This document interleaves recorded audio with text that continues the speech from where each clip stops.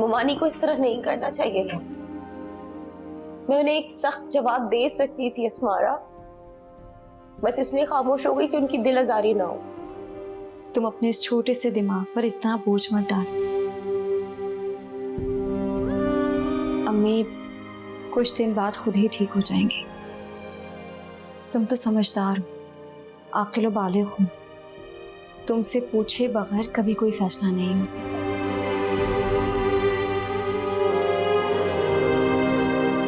मुझे बहुत अपनायत महसूस हो रही है तुमसे।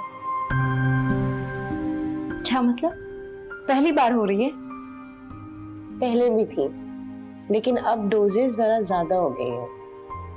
तुमने मेरा इतना ख्याल रखा, इतना कुछ किया, बिल्कुल ना सगी बहनों वाली फीलिंग्स आ रही है। और हम सच में सगी बहनें ही हैं। मेरी वजह से तुम्हारे ऑफिस की बहुत छुट्टी हुई है। तुम्हारे बॉस तुम्हें कुछ कहेंगे तो नहीं? बिल्कुल भी नहीं। मेरे बॉस तो बहुत अच्छे इंसान हैं, मुझे अपनी बेटी समझते हैं। मैं इन सारी टेंशन्स में ये भूल गई कि फरवा कैसी है। फरवा माशाल्लाह अब बिल्कुल ठीक है, लेकिन बस थोड़ी डरी डरी सहमी सहमी सी रहती है। जाहिर सी बात है, बेचारी के साथ हुआ ही ऐसा है। पता चला वो खबीस कौन था? हाँ,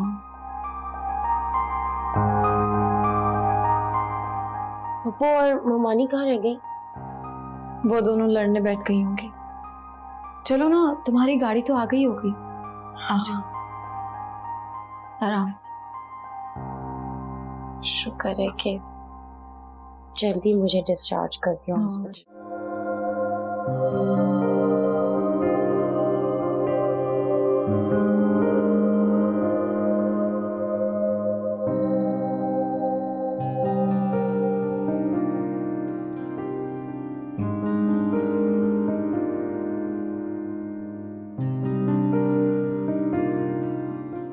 थैंक यू।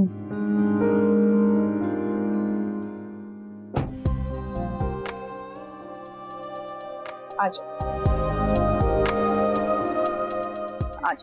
आराम से। अब कैसा फील कर रही हो? आराम से। देखा तुमने?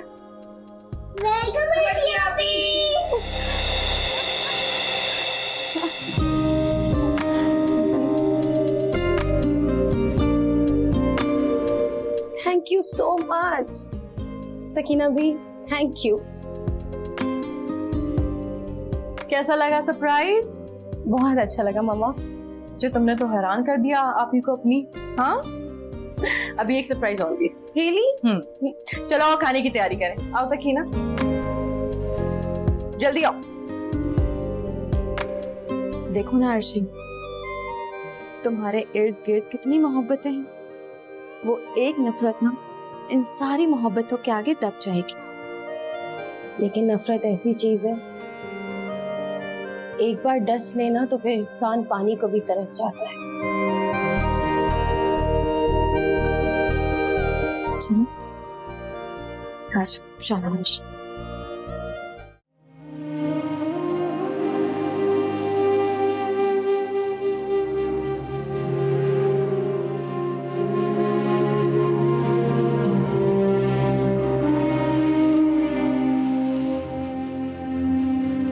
ये क्या कर रही? अम्मा आपा की याद आ रही है, इसलिए उनके कपड़े देख रही हूँ। कोई जरूरत नहीं उसे याद करने की, दफा करो उसे। चली गई ना अपनी मर्जी की शादी करके, अब रह रही होगी उस मनहूस सास के साथ, तो उसे पता चल रहा होगा।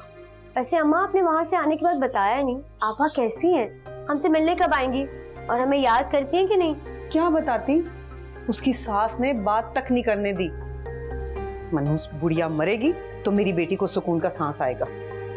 अस्तगफिरुल्लाह अम्मा, वो भी किसी की अम्मा है, किसी के बारे में ऐसे नहीं कहते। बस कर दो, तू आई इतनी उसकी सगी, तुझे पता है वो तेरी बहन पे कितने जुल्म कर रही है। माँ बेटियां पूरा दिन उसे बातें सुनाती रहती हैं, उसका जीना हराम किया हुआ है उन लोगों ने। तो अम्मा फरहान भाई कुछ नहीं कहते? अभी उसने क्या कहना, वो तो है ही माँ और बहन का चमचा। क्या तावीज घोल कर पिलाए हुए हैं। अच्छा ये सारी बातें छोड़ें, आप ये बताएं कि आपा को घर कब लेकर आएंगी, और अगर आपा यहाँ नहीं आ सकती तो आप मुझे उनके पास ले जाएं। ठीक, चुप करके बैठी रहो यहाँ, और उसे यहाँ लाने की गलती तो मैं कभी भी नहीं करूंगी। तुझे पता है उसकी सास ने तलाक की धमकी दी है, अगर वो यहाँ पे आई या हम लोग वहां पे गए। ये क्या बात हुई? मैं अब्बा से कहूंगी कि वहां जाकर बात करें उनसे, ऐसे कैसे कर सकते हैं वो? मैं क्या कुल्फियां बेचने गई थी? मैं भी बात ही करने गई थी। माँ आप तो जहाँ भी जाती है ना, बात को और बिगाड़ कर आती है। अब्बा और ताया अब्बा वहां जाएंगे तो बात सही हो जाएंगी। ए, ताया और बाप की सगी लगाऊंगी कान के नीचे एक। जाओ एक गिलास पानी ला कर दो, तो जाके बात करें। हाय हाय, पूरी पूरी अलमारी निकाल के रख दी इस लड़की ने। वाह भाई मामा, बड़ी खुशबुएं आ रही हैं आज। कितने खाने बन रहे? आज तो मेरे खास स्पेशल गेस्ट आ रहे हैं। ऐसे तो फिर मामा रोज गेस्ट आने चाहिए, कम से कम आप किचन को रौनक तो बख्शेंगी। अच्छा, अगर मैं रोज रोज किचन में आऊंगी तो फिर मेरे बाकी काम कौन करेगा? हाँ ये भी ठीक है, वो आपका मैनी पैडी और skin issues, right? Very intelligent. वैसे मामा आ कौन रहा है? अरे बताना भूल गई, मेरे क्लब की मेंबर मिसेस अंसारी आ रही है। किस खुशी में मामा?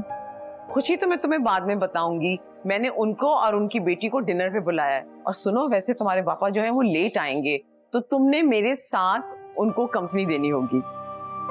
मामा प्रॉमिस नहीं करता, ट्राई करूंगा, ठीक है? कोशिश नहीं करनी Haris, you have to be here, लाजमी आना है तुमने। और सुनो, अच्छे कपड़े पहन के तैयार होके आना है। हाँ भाई, कैसा जा रहा है? मीठा हो गया तैयार? किलो लिखा है बेगम साहिबा? 10 किलो लिखा है चिकन। 10 किलो? दिमाग तो नहीं खराब हो गया तुम्हारा? कोई बारात नहीं बुला रही हूं मैं, कुछ लोग हैं। बेगम साहिबा, चिकन में इतनी डिशेस बनती हैं, क्या मेहमानों को सिर्फ खाली आप कोरमा खिलाएंगी? क्यों, गोश्त की क्या हड़ताल है? ये तो मैंने सोचा ही नहीं। तो सोचा करो, वरना अपने दिमाग को ना म्यूजियम में जाके रख दो, वैसे ही नहीं चलता। चलें बेगम साहिबा, कोई निशानी तो बाकी रहेगी। हम जैसे लोग इस दुनिया में बगैर किसी मकाम के आते हैं और ऐसे ही बगैर रुतबे के चले जाते हैं। सकीना भी, दुनिया में अगर लोग बेनाम हो तो आखिरत में उनका बहुत नाम होता है।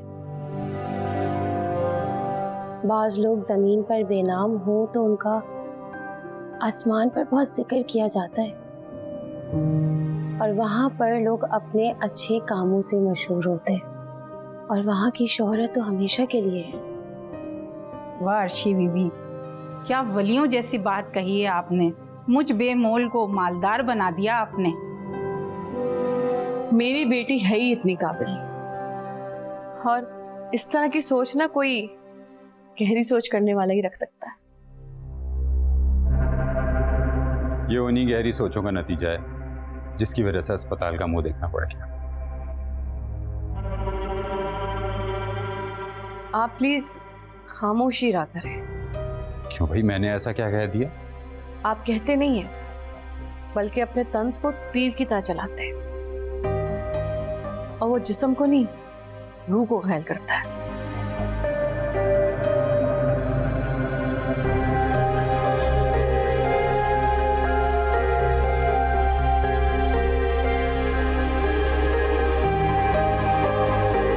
अभी तुम यहाँ खड़ी खड़ी क्या कर रही हो? जाओ जाके सामान लेकर आओ, खाना बनाओ।